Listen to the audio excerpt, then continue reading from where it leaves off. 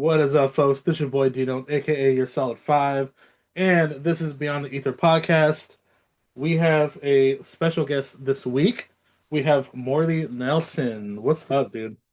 How's it going? Thanks for having me. Fantastic. So, recently you did a movie called The Uncontained, which I saw on Amazon Prime.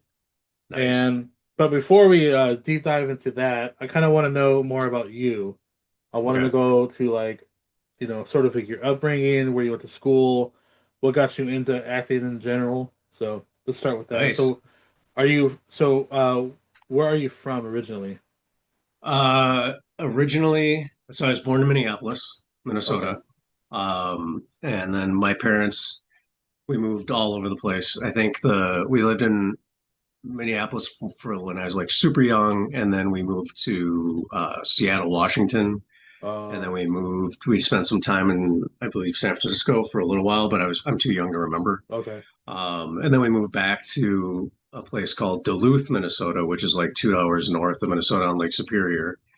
And I have my parents are, I have like these insane parents. They're super thrill seekers and everything else. So I can't believe I made it to I mean, actually, I can't believe I made it to the age seven, let alone today. But they used to do this game where they they lived on this kind of small house on a cliff overlooking Lake Superior. So there's like I don't know how many hundreds of feet drop off. And they used to race. They have me in a baby carriage and they let the carriage go. And so like the stroller or whatever was like going downhill and they'd see Oh who could no. race down to catch me first. And so that's kind of gives you an idea of my parents. And then my dad, most of my like when I was a toddler would ride. He rode his motorcycle everywhere, Oh and wow. I would ride on the back and I'd fall asleep. And he said he'd know I was falling asleep because my hands would start to slip around Oh his yeah. waist. And then he's like, "Oh, right." But then they didn't stop. That's the crazy thing. Like my mom's following in a car, and she's like, "Oh, I was so worried you're going to fall off." And as a parent now, I'm like, "Well, why didn't you pull over and like put me Yeah. in the car?" Like, but Bro, we're um, on time right now, you know? yeah, right, yeah, exactly. So yeah, that's kind of I grew up there, and we lived. I guess we moved all over. We lived in Sioux City, Iowa, for a little while, and then we eventually settled in one of the suburb. I grew up mostly in the suburbs of Minneapolis and St. Paul. Okay. Yeah. Yeah, I almost moved to Seattle or like Washington like 6 years ago ish, maybe like 8 years ago. I was married at the time and she was going to school and she almost transferred out to Washington. Okay. And so we almost moved there and it would have been sick because, like the stuff that she was like looking up online was like, forest or lush and everything. It was Yeah. sick looking. But then we ended up moving to Santa Cruz in California instead. And we stayed there for like 6 years and then, we went our separate ways, but whatever. Yeah. Yeah. Um, Life happens. yeah, yeah. Right. Yeah. And then you went to school. Yeah. And you did a lot. I mean, you graduated you majored in theater, right? Yeah. Wow. You did your homework. Yeah, a little Yeah. bit. Yeah. I mean, I was a theater major. Am I so as I'm ready to go, my advisor, it was the I think I think he was my advisor for the last 2 years of school. It might have even been three, but just about as I'm ready to go off and go and try and get roles and stuff in the theater world, he told me he didn't think that I had or people wouldn't pay hundreds of dollars a ticket to see someone that looks like me Wow. perform Shakespeare or it was what did he say? Shakespeare, Gilbert and Sullivan, Arthur Miller. He like listed off a bunch.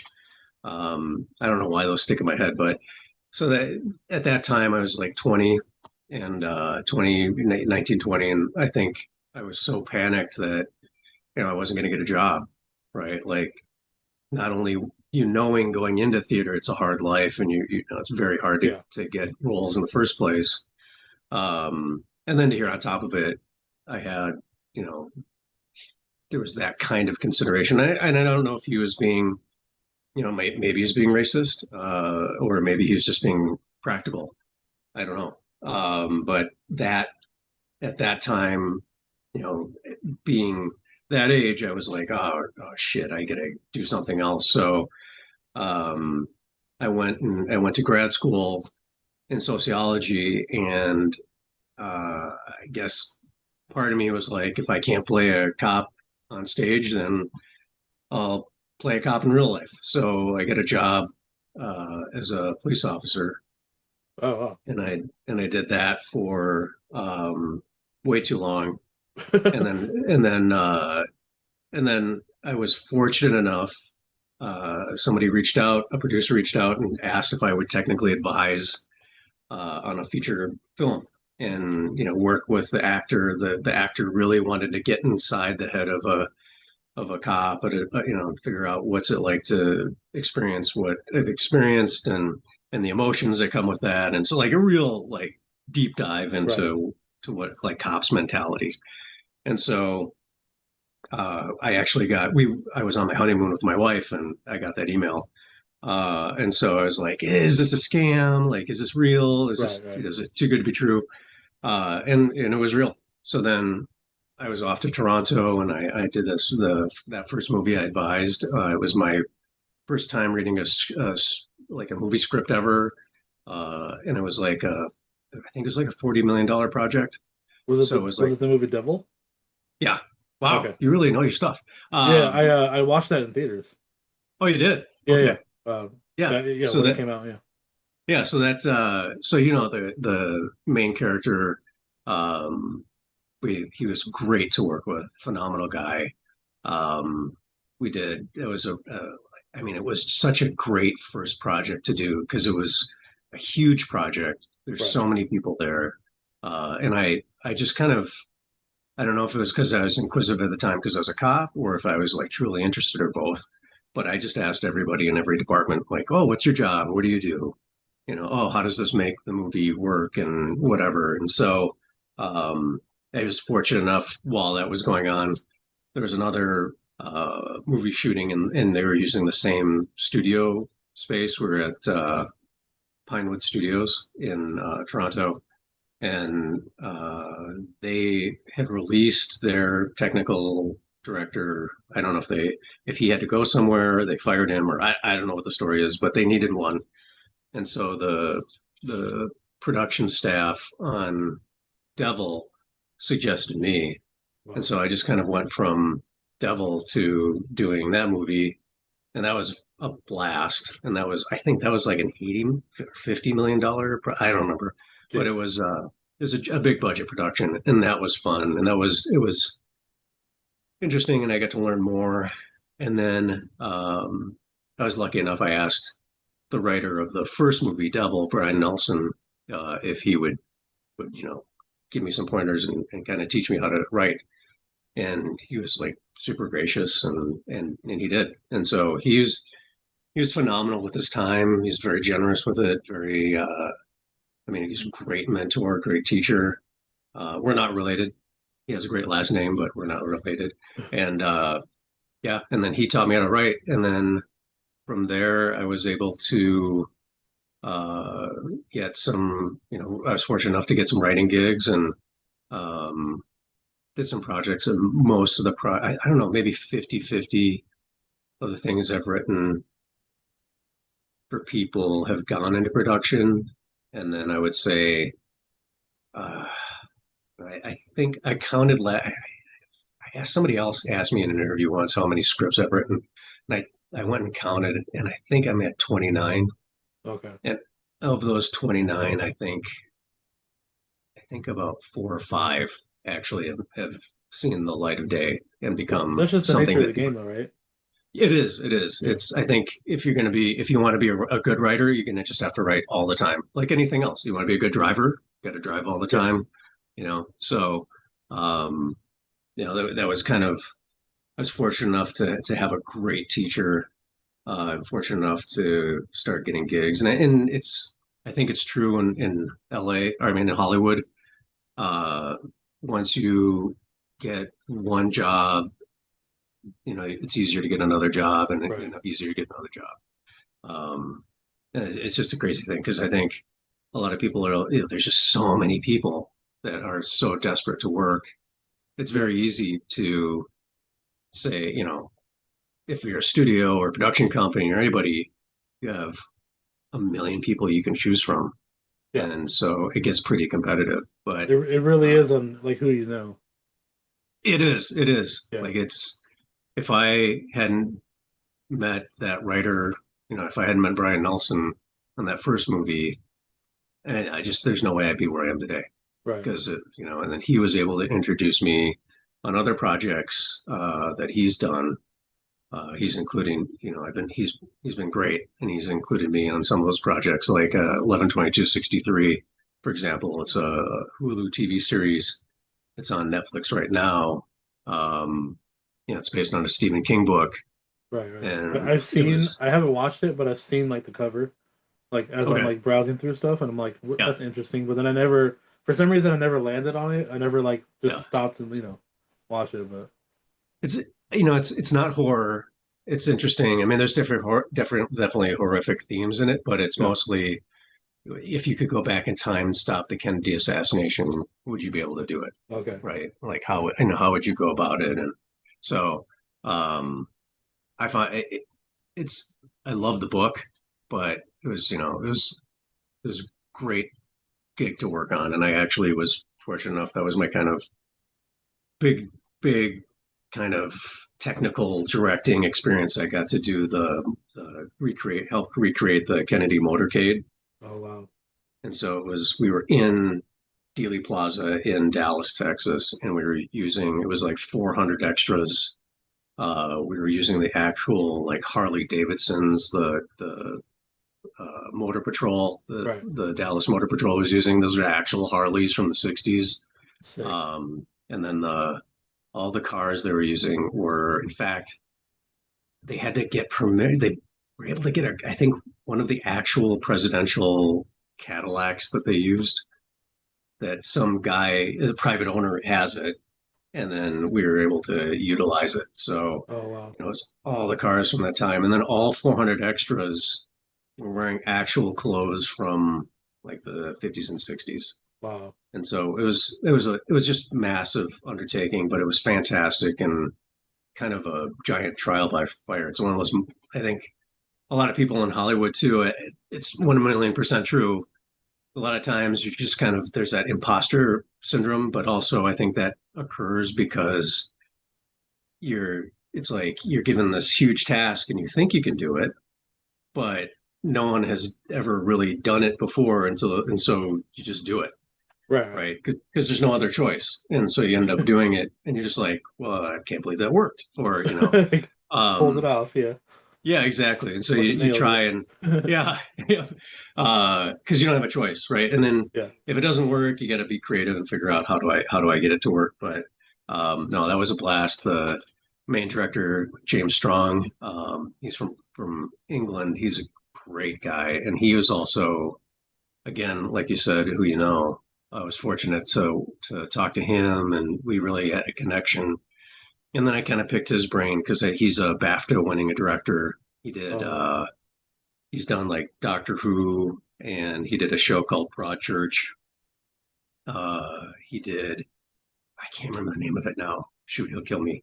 But he did a TV series. It's a British TV series where there's a murder inside a submarine, Oh, and so who's these that two in? homicide detectives have to go do investigate it. And then while they're investigating the homicide in the submarine, there's an attack, and the submarine has to go into combat. Oh And shit. so they're trying to figure out who the killer is while there's combat going on and everything. So like an intense, it's like an intense show. So, That's tight. but he's a great guy, great eye. Learned a lot from him. And then that's kind of where I am today. So So real quick on the when you did that scene for the show, did you guys incorporate that weird old lady, the Russian lady or whatever that was in the field? Like there's a conspiracy where it's like somebody dressed up as an old lady to see like a close up look of the assassination. There's the like the conspiracy theory of that. is that the one she's you can see her in the Zapruder film? Is that the one you're talking about? I think so. Yeah, on the hill. So the art department recreated as many, like, what if there was in the Zapruder film, Uh, we had it on that we had it. okay. And so I had, the bummer. Do you want to talk about the Kennedy assassination real quick? I don't know much about it, but sure. I mean, Okay. Yeah. I talked to somebody I have a friend who was in the Secret Service, and I had worked with her a long time ago, but really good friend. And I asked what's the Secret Service's stance on the Kennedy assassination and all the conspiracies and everything else, and she said that essentially what it came down to is was human error. You know, the the team that was protecting the president at that time, they were supposed to get sleep the night before, and they didn't. They were out. I think they were out drinking.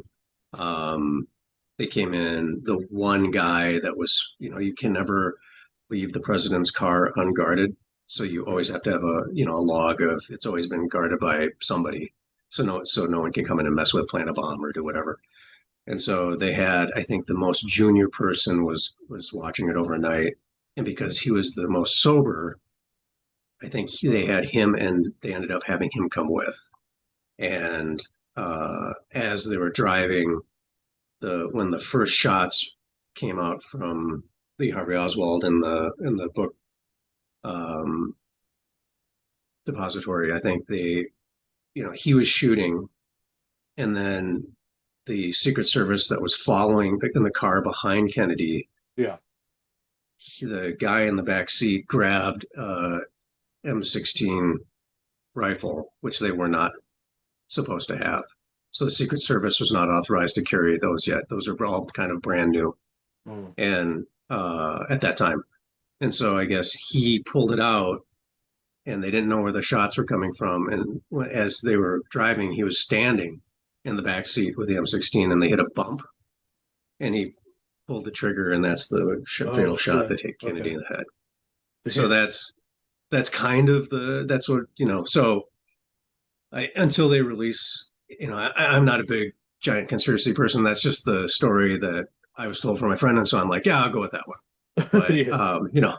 I haven't even seen the Oliver Stone movie with Kevin Costner, but um, I thought it was interesting, and it was when Hulu and Bad Robot decided to do 11/22/63 with they wanted the most accurate recreation of the Right. Kennedy assassination, and I think that was like to me that was interesting because if you're going to have the science fiction element to it, where you're going to try and prevent the Kennedy assassination, then everything else has to be like as real as possible, Right. right? Right. So that you're not questioning. If it's not as real as, then you're going to be like, this is stupid, right? But Yeah. it was so intense that I mean, just being there too, it was kind of weird to be at the actual place it happened with actual, the actual, some of the vehicles that were actually there, and you know, looking at the buildings, it really hasn't changed much, and being on the grassy knoll and everything. So that was kind of that's definitely, I think, a moment where art was imitating life, or It's vice almost like a versa. time warp, right? Yeah, it was. And it was interesting too because they didn't rely on CG at all. It was all practical. Oh, And I so love that. having those 400 people there was just insane. And then the crazy thing to me too was it felt like 150 degrees. I mean, it must have been 100 degrees, but if you've been to Dallas, it's hot and humid, and watching these extras. I mean, they're wearing like wool suits. Some of the guys were wearing wool suits, like three Just piece dying. suits. Yeah. Yeah, I'm just like, oh my Just gosh, like a like what? stormtrooper in the desert. Yeah, Like exactly. You're like, what? Wow. I hope we get that terrible. shot. I Yeah, know. See, I went to yeah, Dallas in like the fall, so I got lucky. yeah, yeah. I think we were shooting in July or something. It was insane. I just remember it was super hot, and I think everyone is just like, yeah, this way it is, you know. We gotta get the So shot. Yeah, let's get the shot. yeah, exactly. Whatever it takes. Did you get I whatever you do, get the shot. I hate that my birthday's in July because like I don't ever want to go anywhere on my birthday because it's too hot Yeah. everywhere. Like it sucks. Like I always end up going to Vegas and I'm like, why the fuck am I here? This is like 120 degrees. Right. This is crazy. Yeah, because it's way cooler in the Bay Area than it is, right? Barely. It's like, Okay. well, I'm a heavy set guy, so like I don't like the heat at all. So Yeah. when it's like 95 degrees, I'm like, this sucks. But Like, you should come here. Like, I mean, our summers are the difference between our summers and your summers are that our summers are humid. Like, we oh, okay, get tropical humidity. So it could be 80, but because of the humidity, it right, feels like it's, 110. The humidity here is terrible. But in the winter, you know, it cold. gets super cold. Yeah.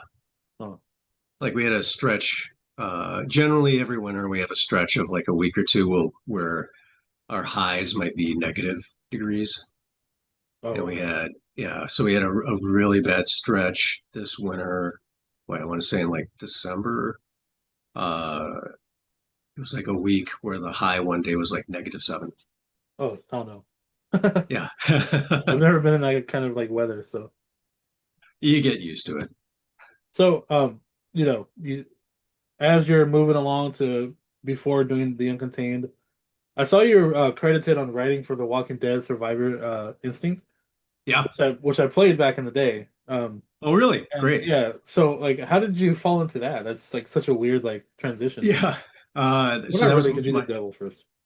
what's that? Also, not really, because you did Devil first. I forgot you like, but I mean, but as Yeah. a writer, you like kind of stumbled onto that. Yeah. It was, so Activision had hired me to do a video game before that called Men in Black 3. Oh, okay, I And saw that. so, Yeah, yeah, so I did that. And then that was like my first introduction to video game writing. And video game writing is insane because, a regular script is generally 90 some pages long, right? And your main concern is you telling a good story. right, You're fleshing out your characters and you want to make sure that they go on a journey that it connects emotionally to the audience, right? And that's if you're really good at what you do, the audience is engaged, and nothing breaks that engagement. They're just passively engaged and they're stuck. Whereas video games are active participation, right? So yeah, especially first person video games.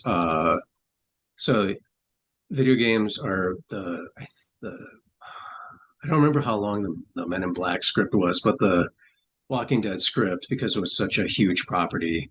Um, AMC, actually, I don't remember who contacted me to do that. Somebody contacted me. I don't remember if it was Activision or AMC, but somebody contacted me, and so I ended up getting brought in to write the script. So they had the video game company that was doing it. It's really hard to code, and you get especially an open sandbox game. right. Um, and they didn't have, I guess, the best. AMC wasn't going to approve the story that they had written for the game, and so they brought me in to like kind of do a rewrite, page one rewrite. Oh, And okay, so I started with the outline, and that took a month because not only do you have everyone from the video game company, they're concerned, are we going to be able to make these assets? Are we going to be able to code fast enough for the story to work? So you have this huge outline, but also in video games, what's different is that, you're following a story and then the player has options. And so if they choose, one main decision can make them go this way, and they have to make sure that that narrative still works right, right, when they get to the next point. And so you have all these points where the story always has to make sense based on their decisions. And when you do dialogue, it can't be just like one line of dialogue. It has to be, even for the non-playable characters, right? You have one character that's, say like you have an NPC in a jail. If yeah, the player walks up to him, he has to say something like, "Hey, who are you? What are you doing here?" Right? And then if you go away and then come back to him, you don't want that NPC to say the exact same thing. So you right, have to write different dialogue that makes sense. And then if the player comes back the third time, then that third line of dialogue is generally like it's repeated, like, will you get going, or why do you keep bugging me, or whatever. right, right. But you have to do that for every NPC. And so the writing of the script for that Walking Dead game, I think has ended up being, I think it was like 740 pages total. Jesus Christ. But and the crazy thing is they flew me down to the video game company because they don't, in order to make money for video games, the money that they give the video game company to code it and to build it and kick it out is never enough, right? They Right. need way more money than they're given. And so they're working around the clock as fast as they can. Um, It's you kind know, of and like a horror film. exactly, right? Yeah, it's just balls to the wall as fast as you can. And so the crazy thing is, they flew me down there because even though we had an outline and even though we agreed to all, what was going to go on in the video game, the story, um, they're coding and then they would say something like, "Hey, I know on level 2 it's supposed to take place in a school, but we can't code fast enough to build a school. So can it take place in a parking lot?" And then it's like, do I have a choice? And then it's like, nope. So then you have to change the story from a school to a parking lot. Right, right. And so it's like writing as fast as you can. And then they come back and they say, well, we can't do a parking lot anymore. Could it be a forest? And then you're like, Fucking okay. killing me.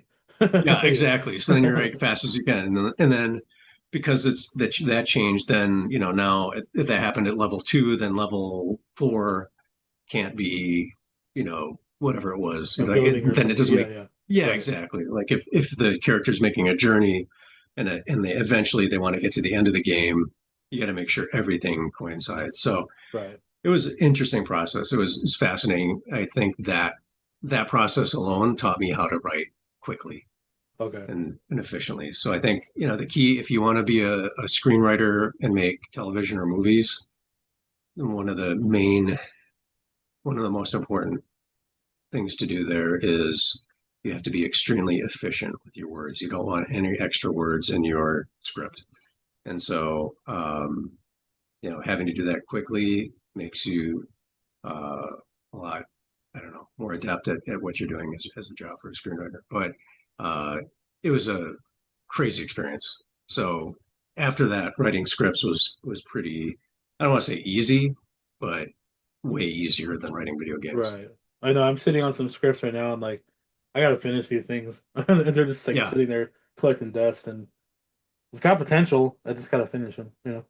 yeah. I think that's the thing. It's you get, at least for me, when I'm writing, I have like a really great creative idea, and then I just, I want to get it out, so I vomit everything out on the page.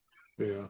And then it's the hard part is coming back to it and being like, okay, Right. now I have to refine it, and now I have to kill my darlings here, and I have to make sure this is is this necessary? Or you know, I like Taika Waititi. His I think his process is he'll write a script based on something that he was like really exciting to him, and then he'll let it sit for a year, and then he'll come back and he'll rewrite it, but he'll only rewrite what he remembered from the first script Uh, because then I think he said that way you only remember the good stuff, okay. right? And I was like, oh, that's an interesting way to do it. But yeah, I write a little bit every day just to keep keep my writing skills in shape. I need to start doing that again because I was doing that for a while, like every day for like at least an hour, like 30 minutes to an hour a day. Whether it was just like script writing or just poetry or whatever. I Yeah, would just sit there and kind of freestyle for like 30 minutes to an hour, and then I would do whatever I had to do else. But it would sharpen my mind also. yeah, Made me feel a lot yeah, better. yeah. It's something. Um, I mean, what do you like? What's the thing you like the most about it? Is like when you're done, do you feel more refreshed, or are you more like are you tired? I feel more refreshed and sharp. Like I can make decisions a little easier. Yeah, I'm just like more, I guess, quick-witted in some yeah, ways. Just overall better. Like I'm not foggy. I'm just kind of right. like just way more aware than I was, in the morning or whatever. I'm like, I don't even need caffeine. I can just do this. Yeah, And I'm just like, right. bam. So, Well, I but think it's been a while. I yeah, need to start doing it again. Yeah, I think you should. I mean, because it's if it focuses you, because it does that. I mean, I guess I should if I write a little bit a day, like if I do a page or two a day, then I think like you, it makes me sharp. Yeah. But if I have to kick out 20 pages, by the time I'm done doing 20 pages, I'm like wiped. Yeah, Like I'm yeah. emotionally exhausted. I'm just like, whatever. And I'm then not it that feels like, fast. yeah, yeah, I wish I was that fast. Otherwise, these scripts would be done, you know. But yeah, yeah. no, yeah. There's one I kind of like a TV series that I really want to hammer through, at least the first draft, so then Mhm. I could go back and like alter it and make it better. But that's gonna be a long time. It's already been a long time. I don't know. I don't know what's wrong with me, man. Yeah, come on, get on it. No, I know, dude. Crazy. yeah, Um, yeah. Okay. So we'll just get into Uncontained now. So like, okay. so what was the inspiration behind that? Because like, again, you started up in like more like uh professional theater. Like you did like real theater first. Yeah, Like yeah, real stuff, and then you kind of like stumbled across Devil, which is a horror project, and then yeah, Walking Dead, which is also horror. yeah. Um, so like before you started writing Uncontained, were you like already a horror fan? Like, is that how that kind of like happened? Yeah, I've been a diehard horror fan since I was probably, I mean, I can't remember how, I mean, so I was fortunate enough, I was not allowed to watch TV when I was a kid, Yeah. or movies when I was a kid, because of my crazy parents. And then my mom, when she would travel, she was a flight attendant. Um, when she would do trips, it was usually on the weekends because that way my dad could, she'd take care of me during the week when he was at work, and then on the weekends she could go and he would take care of me. Okay. And when she was not at home, then my dad would be like, "Okay, let's watch TV." And so we'd watch, we watch, Such a dad thing. yeah, right, like, oh, boys, let's have a. And then when my brother was born, we'd have like the annual or the weekly meeting of the Nelson Men's Club. Sick. Uh, so we would go. He'd take us to Blockbuster, and we would each get to rent a movie, and then he'd rent a movie. Love And it. so I grew up with him again being crazy at a very young age, renting movies like RoboCop when I was like seven, seven or I mean just young. And then it just there was Real his quick about RoboCop. Did you ever see the somebody made a parody of RoboCop where there's a scene where he like shoots the guy's dick off? Like, did no, you? oh yeah, yeah, Okay, yeah, the rape scene, yeah, yeah. So there's a scene, yeah, there's a parody where he does that guy first, right? He shoots the guy's dick yeah. off, and then like another guy like comes and he like shoots his dick off, and then he just like goes around and starts like Yeah, it's right. like 30 guys. He's all da da da, yeah. Yeah. No, now I'm gonna look for that though. Yeah, I thought you were gonna ask me about the documentary. Have you seen that documentary? No, What's that no. about? I think it's on Amazon. I could be wrong, but there's like a comprehensive documentary. It's like 6 episodes or something. It's awesome because I think it was made maybe 4 years ago or 5 years ago, and they went and re-interviewed all the actors in it, and then Oh, all okay. the people that were involved in it. And there's so many weird stories because you know, Peter Weller's an interesting guy, right? Like he's a different. I mean, he's heavy duty, hardcore actor. That was Yeah, his background. But he's been a director for I don't know 20 years now or yeah, yeah. so. But he's a weird dude, right? And so I heard he was you kind of a know, tyrant, like as far as like well, I mean, I guess method. I don't know. yeah, Yeah, yeah.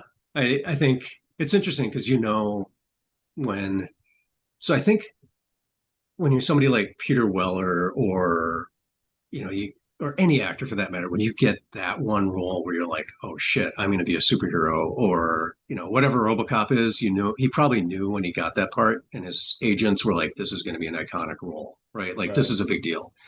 Um, and you to get to that point, I think for a lot of actors, you've done so many shitty movies, and you worked with so many bad directors, and you've been shit on for so long. And you've been made to look bad. Like you just end up you do a lot of indie projects because that's what's available to you when you first start out acting. Yeah, And you're just like when you're just so hopeful every time, like, oh, is this going to be the one? Are people going to notice me? Will casting directors notice me? Will I get a bigger part now because I was in this indie movie or this indie series or whatever small budget series? And then you go see it with all these hopes and excitement, and then you're like, oh, I look so bad, or why did they use that take, or whatever. And so you really fight for those roles, and you fight for, that's I think what you get to be. So when he got to that part, I'm just guessing that he's probably like, I don't want to look bad, so let's Yeah. do this, or whatever.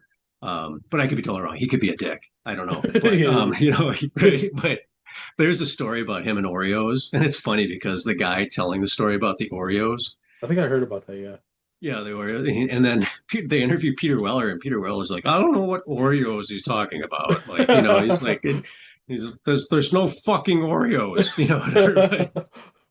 But That's so yeah, good. I love the, I mean, I love those kind of movies, and I love the fact that as a parent now, looking back at what my dad's style, we watched horror movies. We watched, I mean, Jaws will always, that was like the first one I watched with my dad. Okay. And, I think that's perfect gateway horror, but I was probably Not way too mine. young. Oh, yeah, really? What was yours? Faces of Death. Oh, well, yeah, that's like, But that was by accident. Like okay. my brother, because it wasn't a Blockbuster, but it was like a mom and pop shop, Yeah, rental. yeah, And so he rented the movie, but it didn't have like a description or nothing. It was just a skull on the front, yeah, Faces of Death, and like there was no like nothing on the back. yeah, So my mom's like, it shouldn't be too bad, like whatever. So she rented it right. for him. So they go, Okay. they put it on in the living room. They send me to bed, or my mom Yeah. does, and I sneak out and I start watching it. And I don't know if you've seen the movie, but Oh, yeah, it's crazy. Yeah. yeah. I haven't watched it I, since, but yeah. yeah, me neither. But I remember the train one. Like the guy, the woman, remember the guy and the woman are walking and then the train hits her. Like she doesn't stop and the train hits her. Just going, There's do you remember that somebody, one? did somebody get electrocuted too or something like that? I don't know. Yeah. Yeah, Yeah, I there was think a so. bunch of crazy shit, and I just I remember think like there's a, there's like yeah, four of them, isn't there? I think, oh, yeah, yeah, you're right. You're right. Yeah. I just remember seeing the first one and being like, did you know when you were watching it by accident that it was like real? Or did No. you think, okay. So I ran away, like, because I was Okay. like 5 or 7. I was very young, Yeah. and so my mom had to be like, she like sat down, I'm like crying and shit, I'm like all You're freaking right. out, Yeah, right. Yeah. like, and she's like, Mijo, like, this stuff Yeah. isn't real. It's like, Hollywood, blah blah blah. Yeah. And I was like, and it kind of like a light bulb like flashed in my head. I'm like, oh, I can just watch this stuff and not be scared because nothing's gonna come after me, you know? And Yeah. so ever since then, like, I don't even know if I finished that movie like Yeah. then, Yeah. but like after that, I started watching like Nightmare on Elm Street and like a bunch of other Yeah. stuff, and I kind of just was like, Yes. oh, I love how they did that, kind of thing. Yes. So So that's the fascination with how it's made probably yeah, hit you then, right? Like at a yeah. young age. That's I was awesome. like, whoa, that's cool. I don't have to be scared Yeah. anymore. Yeah. That's the nice part about it.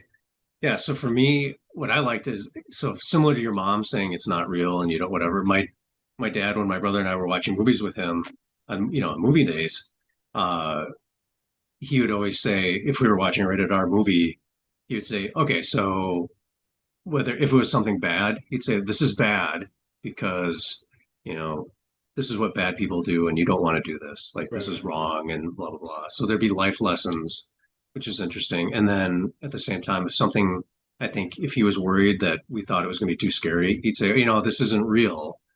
There's a guy underneath and he's got a big syringe and he's squirting blood and that's blood's not even real. It's just, chocolate sauce and something else. Yeah, And we'd be like, corn oh, syrup. okay. Yeah, Yeah. And we'd be like, oh, okay, got it. And he did that with every movie we watched, whether it was a horror, comedy, whatever. action or So whatever. Yeah, exactly. So, he was really good at like, if it bothered, I could tell it was interesting as an older brother watching him explain something to my younger brother and be like, oh, okay, I get what he's doing. And he's explaining this and making it okay for us. Um, so I think that's why I love my love. I love movies so much because number one, we were doing something that we weren't supposed to be doing, Yeah. and so it was like forbidden fun. And then on top of it, it was my dad being a great dad and just explaining everything and walking me through life through movies. And Right. so Entertainment. Yeah.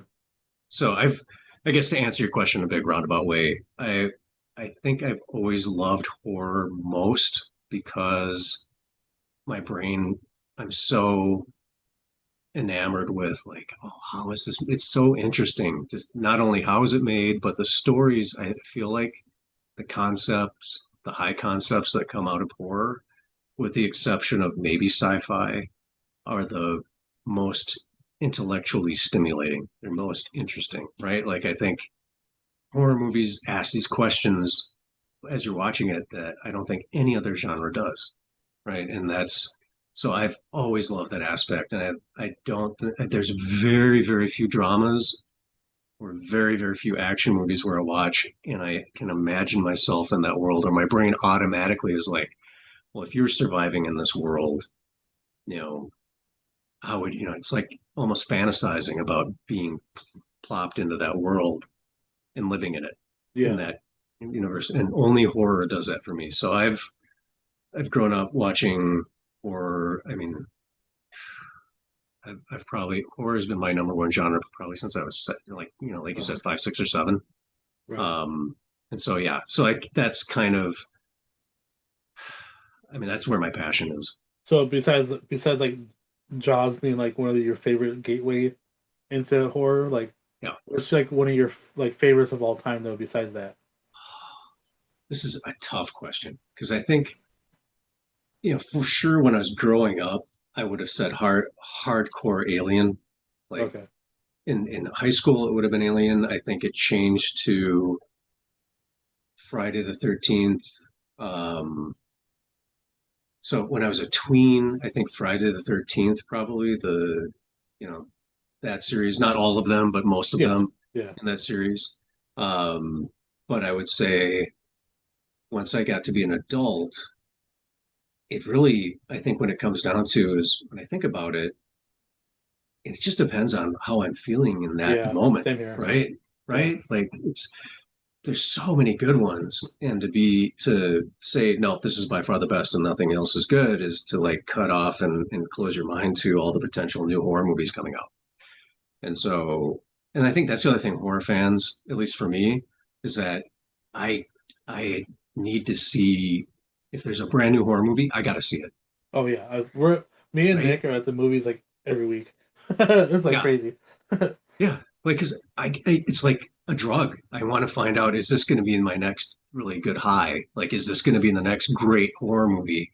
And if it's not, and if it sucks, like, yeah, Yeah. so what? There's usually something good in every horror movie, right? Oh Like, yeah. There's always like a rarely, good kill or something where you're just like, okay, yeah, that was good. You know.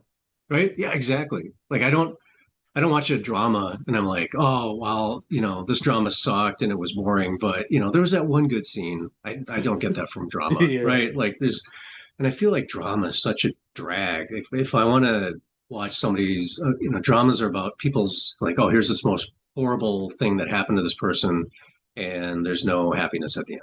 Like I don't need that. For me, I there's got to can, be some kind of payoff. yeah, exactly. You And know. I think horror does that well. Whether it's the hero dies, whether the hero dies at the end or they don't, there's always some kind of great like emotional um Like big bang. climax kind of thing. Yeah, Yeah. yeah, right. And there's always how many I feel like out of all the genres, for me at least personally, horror is the only one where I'm thinking about it a day later or a month later or a Yeah. year later, right? Nothing else. I don't feel like I watch comedy or Well, a drama. comedy though, like I'll quote things a lot Yeah, because I think it's funny, you know, and I'll like kind of yeah, use it in my day-to-day life. yeah, But I don't like, but with comedy, I don't like. It doesn't like you said. I don't like think about that movie in general, like yeah, as a whole. I'll just be thinking of a quote from like the character I liked in that movie, yeah. and then I'll use it at work or something and kind of make people laugh or whatever. But Right. horror for sure. I see what you mean about horror films. I'm like, like they could totally take this into another segment or whatever and Yeah. stuff like that. Well, and I think too, I think for me too, horror, there's like, I love the zombie subgenre. Oh yeah. And if I'm watching a good zombie film, I mean, what horror fan doesn't have their, I mean, I'll I'll admit it. I know most people don't, but I have a 1,000,000% have a plan if there is an actual zombie breakout. Like I have my go bag. I'm going to grab my family and we're going to take our SUV and we're heading, I grab my brother and his wife and we head straight north, whatever it takes. And then my parents live out in the middle of nowhere and we barricade ourselves, at their There house, you go. right? But I'm that's dead. kind of that fantasy, right? Yeah, I'm Yeah. totally dead. I'm Right. way out of shape, dude. I can't do Yeah. it. I'm not running for very long. No, yeah. Right. Like the Uh, rules from oh, what's it? Zombieland. Yes, thank you. Yeah, yeah, yeah. Yeah, the rules to stay alive. God. Yeah. Yeah, dude. Like you, I'm a huge zombie guy. But Awesome. horror in general. But Yeah. zombies, like, I fucking love zombie stuff. I Yes. mean, yeah. What are your favorite zombies? I'm a sucker for George Romero's Yes. universe, you know? Yeah. Yep. Because it's just original. Like I love the slow walking zombies. Yep. Um, I fast zombies can work Hmm. sometimes, I think it just depends on like the style of the movie, you know. Yeah. I Yep. do like the remake of Dawn of the Dead. I thought it was Yep. fun. But there are like other adaptations where I was kind of like, I'm not buying into it, you know. But Yeah. it just kind of depends on like kind of the universe it's in, you know. Yep. Like 28 Days Later, the 28 universe. I know Yeah. that's not really a zombie. That's more of like a viral infection that like causes Yeah. rage. But I couldn't really, as a whole, I couldn't really like buy into it. Like No. the first one's probably the best one, Yep. and then I even watched Bone Temple recently, and I was kind of like, everybody was like, it's such an amazing movie, blah blah blah, and I was kind of Yeah. like, it's okay. Like I don't know, it was better Yeah. than 28 Years, but it wasn't like that much better. I thought. I don't know. Yeah. I have the similar taste. Like I think 28 Days Later was fascinating because it was like, I mean, people forget, like that was the first time you saw a movie because it was pre-COVID, right? Yeah, yeah, And you're like, well, where are all the people? Like, how did they shoot that scene? Like, he's in the middle of London and there is not a single person, right? yeah. And I would think that was fascinating. And then it was so, I think it had been a while since it had been so raw and visceral when people got infected. It was like, if you're going to survive, you got to kill them immediately, Right, right. right? And the infection was so quick, the turnover rate. So I thought that was interesting, but it also kind of shepherded in this new era of like in the past 20 years, right? Where zombie films, it's if you're infected, there's no chance you got to kill them. That's it, right? There's no emotional stakes whatsoever with zombies anymore. I mean, absent like Shaun of the Dead, or whatever, the ending of Shaun of the Dead, we really don't have like if a loved one's infected, and Walking Dead is kind of the in between land where, yeah, if somebody gets infected, they're going to die no matter how much you love them, Yeah. right? But the second they're infected, you're like, yeah, kill them, right? There's no back to George Romero where it was like, I think the genius of, I mean, not only was he a champion of civil rights, with the original Night of the Living Dead, and saying a bunch of stuff there, which is insane. Like you love the protagonist throughout, and then he gets shot at the end when they Yeah, because made it. they're so racist. Yeah. Yeah, Like, like makes it all the way through that horrible night. Like they barely survive, and you're like, oh, he made it, and then it's like, bam, dead. bam. Yeah. Fucking yeah. Right? It's Felt crazy. so real at that moment, right? Like, oh, that feels like real life. Like Yeah. that's what happened, right? But I think the other thing that I really loved about Romero's Night of the Living Dead was the fact that the parents weren't able to kill their daughter, and that felt Yeah. so real too, right? Like you wouldn't be able to do that, I right? would just like Not lock him like, in a room. like yeah, like I don't know. right, like, yeah, lock the door and you're like, okay, bye. But that's I feel like the thing that we get away from with zombie movies is that we've kind of settled into this like, oh, there's the infection. Once you're infected, you're dead, Right. And I think in the real world, if we had an actual zombie virus, it wouldn't be, well, you're infected, you're dead. It's like, well, we got to find a cure, right? Like that's what we would be up to. Um, and I think most zombie movies don't even consider that, right? So No, they go like how are we gonna survive, and that's yeah, it.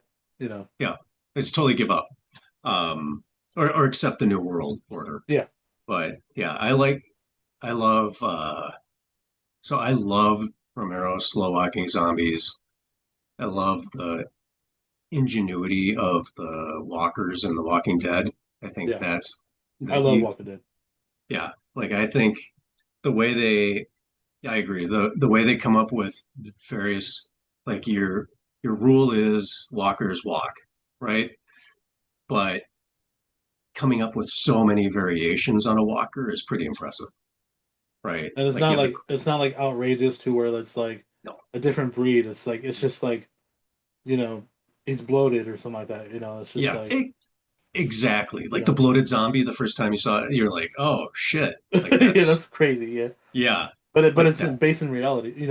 exactly. Yeah, Like not reality, but like somebody that can actually get an infection and like their leg swells up, stuff like that. yeah, yeah.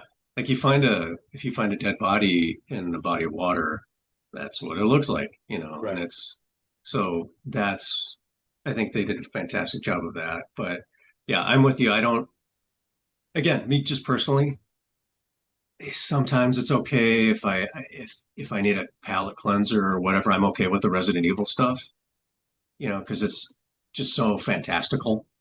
And so I love that series for the action, but when you get into like the gigantic crazy monsters, I don't know that, people are like, "Oh, that's the best zombie series." It's like, are they zombies anymore? Or I wish we would have got the Romero Resident Evil version instead, yeah, because he was writing it and they fired him.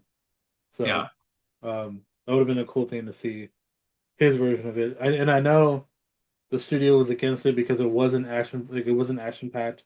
It was like, right. him at or it was like a stars at Raccoon City, like it was that kind of vibe, Yeah, and they wanted like because I saw a thing where some kind of like breakdown of why they made the current Resident Evil movies yeah, was because they wanted it to be like the 2000s, like Matrix and yeah, like high action based, stuff like that, and so that's their direction. Which I mean they made money off of it for yeah, sure, but was it my choice of version of Resident Evil? Fuck no, it wasn't.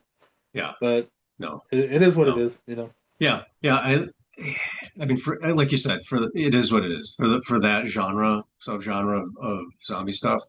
It's Yeah, fantastic. It's shot well, and it's, I guess, like the Matrix of zombie movies. Yeah, I mean, if that's what you are in for and you're in the mood for it, or if that's what you love, then I there you mean, go. yeah, they've made bajillion dollars, right? Like, yeah. Yeah, So, but yeah, I when you get into the gigantic anything zombie, I'm just not a fan of like Hulk zombies, right? I'm looking forward to Zach Rager's Resident Evil. Yes, That's gonna be that will sick. be interesting. Yeah, Hopefully. that now we're talking. Yeah, Yeah, exactly. I So love that's weapons, so like, uh, yeah, I his storytelling is already like on point of what I like to watch. So yeah. I'm always fascinated when somebody is genius enough to take something that we are used to or we have these expectations or tropes, right? And then they do something so different with something that we're so familiar with. You're like, oh no, that was sick. Like that is yeah, genius to get that. Like I have you seen the trailer for the new Mummy? yeah, I mean, to me, it was like in my head, I'm like, oh, they're doing another Mummy movie. Is it gonna be like the Tom Cruise one? Like what, you know? And then to see that trailer is like, oh shit! Like how genius was it to look at that aspect of like the mummification process and the yeah. curse As it itself. should have been. Yeah, Yes, and then and you're just like, oh man, and an updated version that looks. I mean, I feel like the tone is as good as like the last um, Evil Dead, right? right, Like, right, right. so you're like, wow, we're really. It's dark. It's fascinating. It's lore building, and it's just fantastic. Let's hope they don't drop So it up. yeah, right.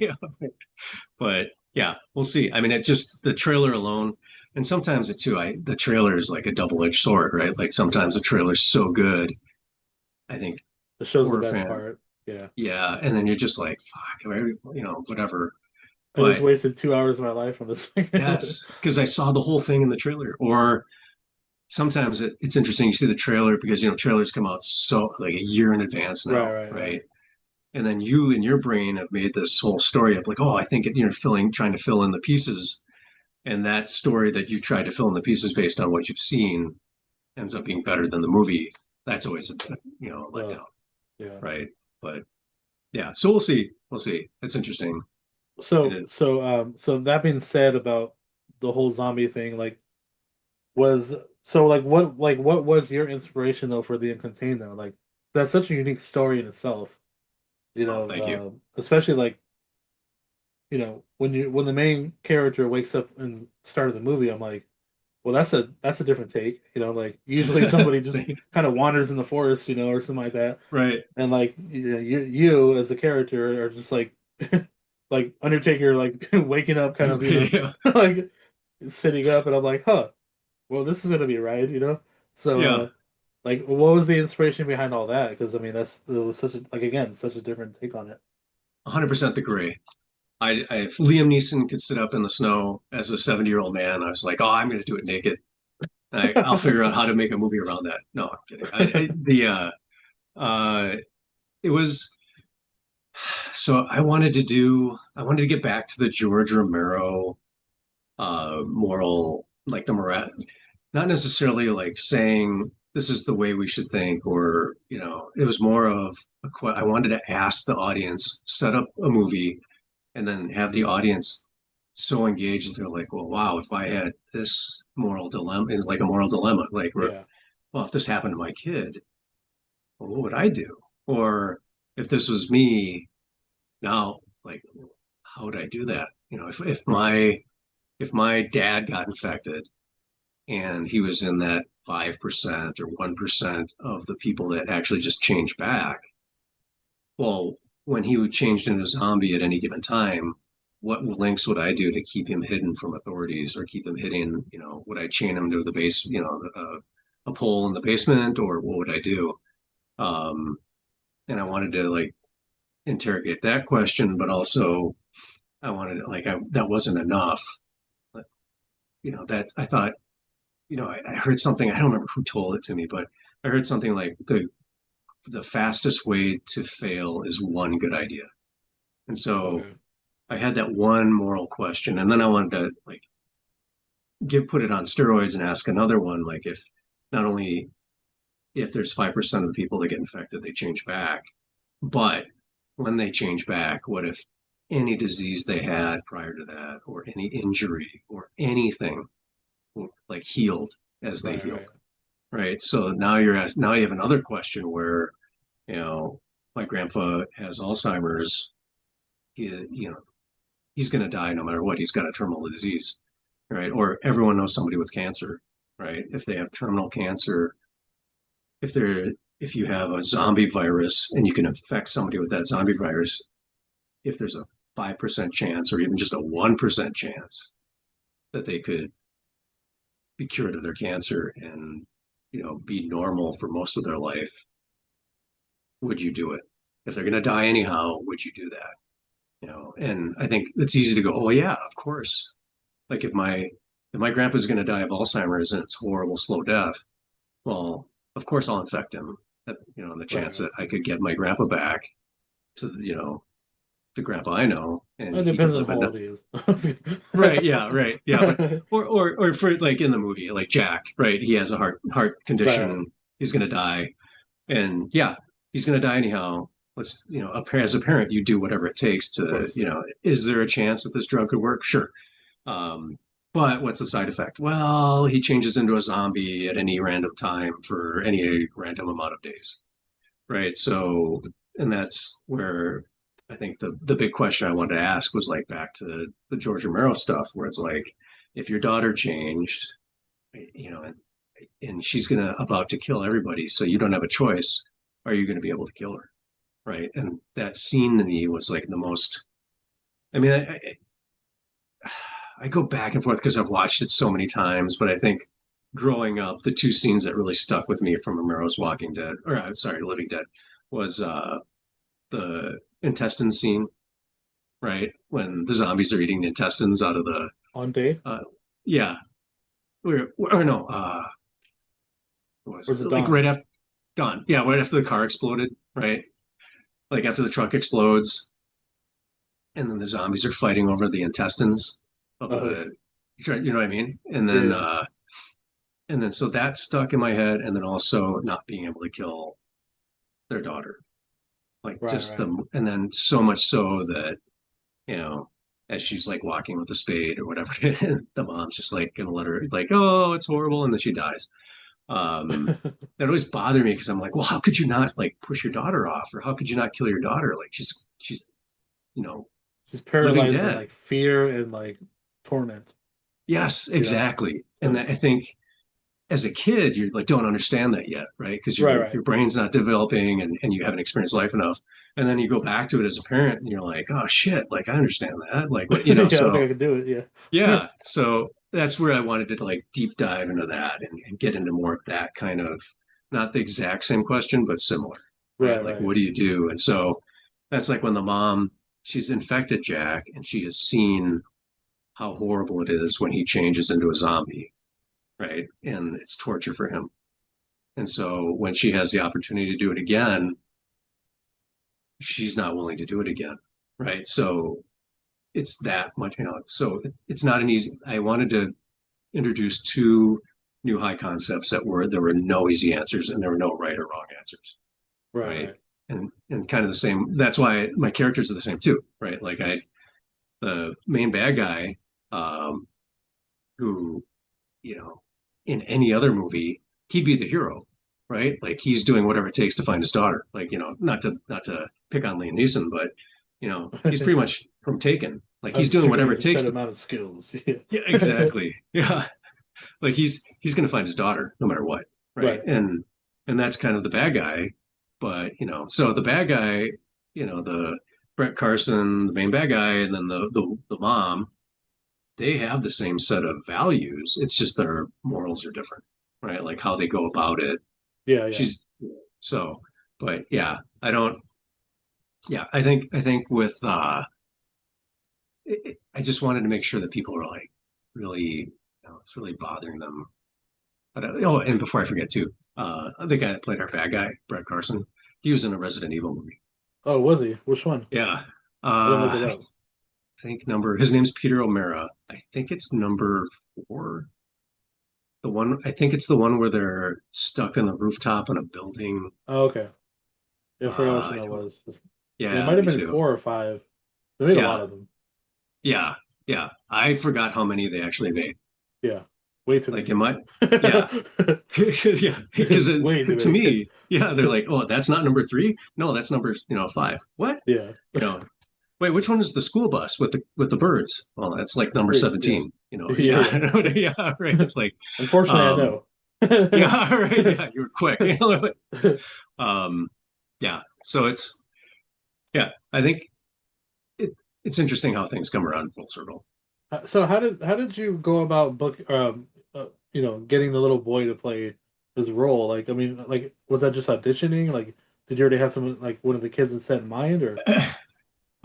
So the boy Jack and the girl Brooke are my kids. Oh, they're your kids. Okay. Yeah, I yeah. just So wasn't okay. They yeah, well, they did incredible. I was thank you. like, yeah, I was so like locked into like their reactions and like Yeah. because as I would have been far dead. Like if I was like I would have been so dead at that age. Like there's Yeah, no way I would have survived. Like, but they handled their roles so great. I thank you. was like blown away by their performance. I was like, man, this is Thank so you. like I was invested in see like because when you see it the first time you don't know what's going on. Yeah. And then I was like, man, I don't know why I didn't fucking look that up, but That's so Yeah. incredible. You got your No, kids to play thank those you. roles. That's so Thank cool. you. Yeah. So that is the ultimate compliment when, so especially from a horror fan and then someone that reviews films for a living, that to hear that is like the most awesome compliment ever. Like you don't, I'll be high for like 2 days now. Um, yeah, and That's then cool. when I tell them, they'll be like, "Ooh." Yeah, so I wrote the parts with them in mind, and my wife is also their mom, so Oh, okay. uh, See, they're I don't research everything. yeah, there you go. Yeah, no, yeah, come on. I was No. so impressed with the background, but yeah, so I wrote it for them. Jack was 7 at the time, and I knew like he's a smart, he's Jack is a pretty smart kid, and so I knew that I could give him put him in those situations and give him those lines, and he would be able to remember them and do them in like a what felt like real. Yeah. And then Brooke was 2.5 or 3 at the time, and I just knew that.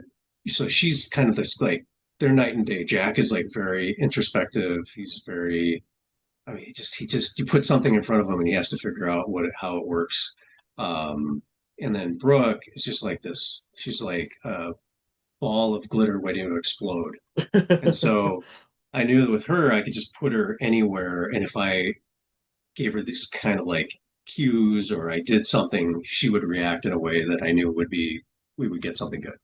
And Okay. so Jack was great at like, okay, Jack, we're gonna do this scene, and I'm gonna come in. I'm gonna be mad at you because I just killed the zombie, and you're mad at me because that he could get healed or that he might change back, and so you're mad at me because I just killed some innocent person. And he'd be like, oh, okay, I get it. And I said, so I'm gonna come in, and I'm gonna say my lines, and then you say this, and then he'd be like, okay. And I say that because of this. And I'd be like, yep. And then so he never missed a single. He was completely off script. So he never, I didn't expect him to be on book with script. Um, it was literally every time we shot something, I would just say, this is what the situation and this is what you're going to say. I'm going to say this and you're going to say this. And he never missed a beat. Like he Wow. always got every single word right. Um, in fact, I asked him if he wanted to act again. And he's like, it's kind of boring because you do your job and then you have to do it over and over again because the adults screw up, whatever. And I'm Yeah. just like, yeah, that's true. But but yeah, he was. I think I say this a lot, but as a director, I was very happy with the fact that he was so consistent and so quick and so good and so in the moment that he was aware of everything, and that was a good thing. It worked really well. But as a dad, the scene where we're sitting at the kitchen table, and I'm asking him like, where are your parents? And I'm just trying to figure out where your parents are. And then he's like breaks down and starts crying. He says, my mom and dad are dead. Okay. And then he walks away. When he started crying as a dad, and I guess as a director too, I was shocked because I did Yeah. not expect him to be able to cry like that. So Nailed it. Yeah. yeah, thank you. And so I was just like, oh, I'm so proud of that. But um, also his commitment to being like so serious, with his dart gun and and having so much fun. Like what you don't see when you're watching the movie is the fact that like he had such a blast running around with that gun, right? And like when we had the shoot off, like where they were like we're the we have that like standoff with the 3 militia guys and they're holding Brooke hostage. Yeah. And he comes in, he's like, I got these two. Like he had Yeah, that's something. so, He's ready to go. Yeah. yeah, we had to. So that was his one scene that we had to shoot probably 10 times because he was so happy doing that. He would have this giant smile. So he kept going, I got these two. And he'd be like, ha, ha, ha, Such an ha, 80s whatever. iconic thing. Like, I got these two. Yeah. Yeah, exactly. Yeah. So he was having a blast with that. And then the poop scene where he comes out with the peanut butter on his hand. Yeah. He's like, Brooke, sniper broke, see, or whatever, and you know, and Peter, the bad guy, looks at him. He's like, oh shit, whatever. But he had a lot of fun doing that, and it was hard for him not to like just cut out laughing. But yeah, it was I think they had a good time. It's hard on kids when they have to wait for their turn to act. So, they're Right. sitting in wardrobe and makeup and sitting there waiting to do it. But you know, they got used to it, and Brooke had a blast just running around wardrobe department and running around hair and makeup and running around with like props. She just loved the energy and the fact that we had like 20 people, and we shot it at our house too. Okay, I was So just gonna like, ask that. Yeah. Okay. yeah, yeah. So the movie was shot completely at our house. Sick. We have we have this weird 80s. I think the original house was built in like the 80s, and then there was an addition built in like the 90s or 2000s, and that's why there's that little room where it was like his prison when he Yeah. changed. So we never figured out what that room was for because it's too small to be like a tool shed. And Okay. I think it was because they put the addition on, and they're like, oh, what do we do with this weird space? So, let's stick a door there. So that's that's where that is. And then the room with all the windows was actually an indoor pool. And Oh. so when my wife moved in, I was like, we got to get rid of the pool because we're not like giant party animals where we'd like have a pool party. And I don't, I was a competitive swimmer all through high school and college, and I hate swimming now. Like I do not want to go barely like taking a shower. But so I was like, we got to get rid of it because it's just a pain in the ass. It costs so much money to Yeah. Yeah. heat and the chemicals and whatever. So we filled it in and made it into that room. Okay. And so I knew what we had. So and then the outside stuff, we have 5 acres of woods, Oh shit. Yeah. and So so you're we just set. Yeah. yeah, exactly. So I was able to write it for that and for my family, and so we kind of went from there. I think the this probably I don't know if she would admit it, but I think my wife was she really wanted to be in it, but she's not an actor or has ever acted. She's an investment banker, Okay. so she said she wanted to do it, and I think she's a little scared, but she's also kind of this badass person to begin with. So I just kind of wrote it for her general personality. So she's not too far off from her character in real life. Okay.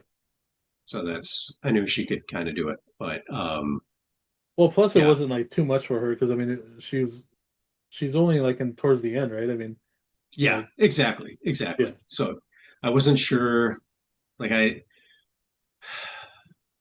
she's upstairs. I wasn't sure how good she would be. So I was like, well, Well, I mean, well, yeah, we'll introduce her later because she just got no training, right? And right. I'm I might be I have my background in acting and everything, and I've been acting, but to uh to have to direct, I don't know if at that time too, it's the first movie. This is my first movie directing. Feature film, yeah, yeah. Yeah, so I wasn't sure like could I be a good enough director to get anybody to be able to act, and so I feel more confident that with that now. But at the time, I was like, oh, I don't know, right? And we only had 15 days to shoot, and we only had $55,000, so there couldn't be any mistakes. So that was kind of Wait, how many days? 15, Oh, wow. and That's like so nothing. Yeah. yeah, and we actually wrapped in 14 because our AD Wow. was so awesome. Our Catherine Hatam, our AD, was just like on it. And so if we were able to get a scene in less takes and we were able to move along quickly, she was always able to say, okay, uh, we can shoot this scene that weren't scheduled to shoot until, day 11. This is day 2, but we can shoot that scene now. And so Okay. she's always like plugging in scenes that, she's always ready to go with the scene that we can pick up. So Yeah, yeah, that was good. you guys shot this movie like all the shots in this movie are great. Like Thank you. even like Thank you. did you guys use what do you call it? Like drones for like the aerial shots? Yes. Yeah. Yeah. That's what I was thinking. Yeah, we had two awesome drone operators. One was Christian Calabrese, and he did the like closer up drone shots, like uh, instead of having to rent like a crane or Right. Which is using like expensive. Yeah. yes, exactly, and it takes a lot of time to set up and move in and lock and get the motion right.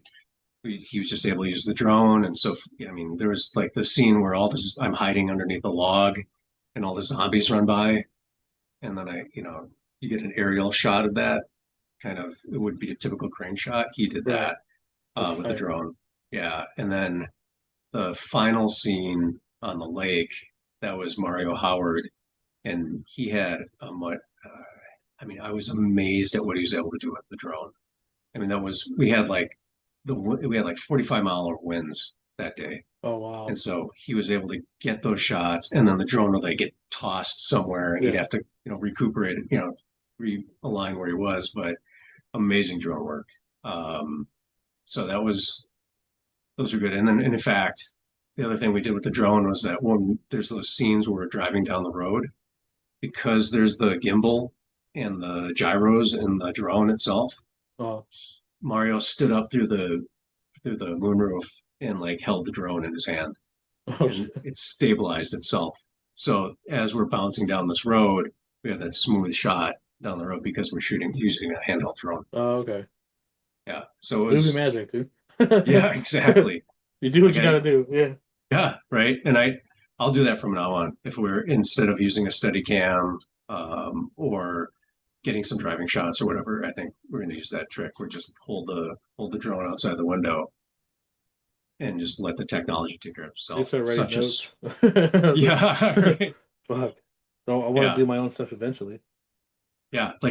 If you get I mean, you can buy a really decent drone right now for not a lot of money, like under 1,000, right? Okay. Like they have drones right now, I think for influencers, like athletic influencers, Yeah. where it looks like it's the size of a phone. You open it up and it flies, and you, based on hand movements, it will do like a 360 around you. It can follow you over the shoulder. It can Oh, follow cool. you facing front, and it'll keep the same, like 2 feet or whatever you set it to, right? That's And tight. so essentially, you have a drone, camera operator, focus puller, all in one. So I haven't checked it out myself, but I've been researching it. I'm like, well, that's fascinating. But Yeah, yeah. I think using a smaller drone that's, you can get a really great drone for $500 that's 8K with an 8K camera, right? And you can use that interior, exterior. You can do it for tracking shots or whatever else. Right. No one would ever know it was shot with a drone. Uh, I just need some money. Yeah, yeah, That's the thing. All right. yeah, Oh man, I wish we could talk all day, dude, but yeah. I gotta fucking I gotta work. I gotta go to work. So like Oh man, yeah, um yeah. It's man, been fun. yeah, dude, I appreciate you coming on. I had a blast, like I always do with all these things, but Yeah, I really enjoyed your movie, man. It was so thank cool, you. especially knowing that your family was involved, and it was like Yeah, fascinating. I wish yeah. do you have anything more lined up coming up or hey doggo? So Scout too. So our dog in the movie, right? Good girl. I didn't mean to grab you. Yeah, our It's dog like too. Just like, what the fuck? yeah, why am I Good up girl. here? Yeah. Yeah. Oh shit. You're not gonna like do that thing to my. You're not gonna. What is that called? Not neuter. She's a girl. Um. Fixed? Yeah. Fixed or whatever. I can't remember what it Yeah. is for a girl. I don't know. Uh. Yeah. Yeah. Good girl. It's okay. Anyhow, boy, that was a bad joke. And yeah, we have. So we're working on the prequel right now. Oh, sick. So yeah, it's just a matter of we had so the we had someone approach us and say, "Hey, do you want to? If you do, we want a sequel to Uncontained. Can we do a sequel?" And I said, "Well, I'd like to do the prequel based on like the man's journey with the wife because you only see the wife in flashbacks, right? Right, right, And so I really want to get into the story of him during the initial outbreak, right? Because this is still, the outbreak hasn't hit the world yet, right? It's still right. in the small town. So I wanted to follow him and then just do a ton more zombie kills and far more action and because with money now, like after because no one really wants to invest in a first time director, Right, right? right. So once that first time director has proves himself, then you can get them. So they approach and have some money, and so we're just looking at who we want to do it with, and that someone like, is that a Shutter? Is that a Bloomhouse? Is that a Hulu or a Tubi? So we're having those talks right now, but we're in development, and I think so. We have the location, and we have the main cast, and so we'll be doing that probably November. Okay. Are you gonna have long hair again? I don't know. I keep going back and forth. What do you think? I mean, to keep it canon, you know. Yeah, that's because I was like, well, if it's a prequel, I could be right out of the military. Oh, And that's my hair true. could Yeah, be that's growing true. out, but I do like having long hair. My wife hates it, but you know, I wish I had hair. Like, yeah, I used to. I used to have shoulder length yeah, hair, but yeah. yeah, dude, Well, fucking genetics. yeah, just stupid genetics. Long hair is nice as a guy because it's super easy. You just throw it back in a pony or half pony, whatever, and you're just like, yeah, good, right? Yeah, I just But like it. Although I didn't like it, my hair used to curl around my ears, and I used to hate that. yeah, I I used to don't be know. like, Yeah, "Fuck, yeah." yes, I still today I can still feel phantom like, The yeah, noisy, yeah. yes, But it's been yeah, years. It's been years since I've like felt it, so I'm like, thank God I don't have to do that anymore. But I yeah. used to be like, Well, damn it, like yeah, but you get a sweet beard. Like that's I can't dude, you grow a should see beard. when it's like super long. Oh, really? Yeah, Yeah. dude, like I'll wear masks and it'll be like hella out there. Yeah. You should have as much like you look good in a beard. Like that's Yeah, everybody tells you that. yeah. There's a couple But this masks is I have in true. here that yeah that I have it hella comes out. It actually looks better, like Yeah. with a extended beard, you know. Yeah. See, grow it out. Yeah, I probably will. It just Yeah. I cut it because I have some events coming up that I want to look clean for, you know. Oh, gotcha. So Yeah. uh yeah, but I'll probably grow it out again after that. Yeah. So You should. if you huh? You should. Yeah, I'm gonna after April, the end of April, I'll start doing that again. I actually Okay. like having longer beards. It's just harder to maintain. Yeah. You know, it gets kind of like it gets nappy and stuff, and I don't take care of it as much as I should. Yeah, you don't Obviously, I'm want a nappy lazy beard. person. Yeah. So, well, if you ever Yeah. need a missing person poster on your movie, like let me know. Yeah. I'll be that guy. Um, Awesome. but yeah, I'm looking forward to whatever you announce. You know, the prequel. Um, Thank you. I'm gonna absolutely watch it and Thank share you. it, and and everything, and I'll be sharing this, a lot. So I appreciate it. um, um, Yeah. again, I don't know when this will drop. These things take a while for me because I have so many things happening at the same time. Yeah. But again, thank you so much for coming on. I mean, I Thanks for love, having me. it was such a fun movie to watch. All the little things I got to learn about it, which was amazing. Yeah. Um, and we'll be keeping in touch. But for those For that are sure. listening, you can follow the accounts on Instagram at beyond the underscore ether or my personal account, Kelly underscore DTO. And if you have any socials you want to share, you can go ahead. Otherwise, I could just link them on the bottom. Yeah, just link them. It's great. Okay. I'm just Morley Nelson on Instagram and Morley Mewing on TikTok. Yeah, I don't even use. I have TikTok. I just don't even use it. Yeah, I barely do, but it's good for the movie. Like Yeah, we yeah. have a lot of love on TikTok, so I really appreciate that I stuff. have But waves where like I use it and then I stop using it. I don't know. yeah, It's a lot of work. yeah, Instagram's it already a lot of is. work. It is. All right, man. But it's fun. It's fun. Yeah, Yeah, I'm loving this ride so far. We've been doing so much. So, yeah. you know, You're great at it. uh, I'm trying, man. It's hard. Yeah, Anyway, you have a great day. I know you're busy. You're a yeah, busy dad. I have to work, so yay yeah. me. I got to babysit adults. So, Okay. I'm gonna take care. I'll talk to you soon. All right. Sounds good.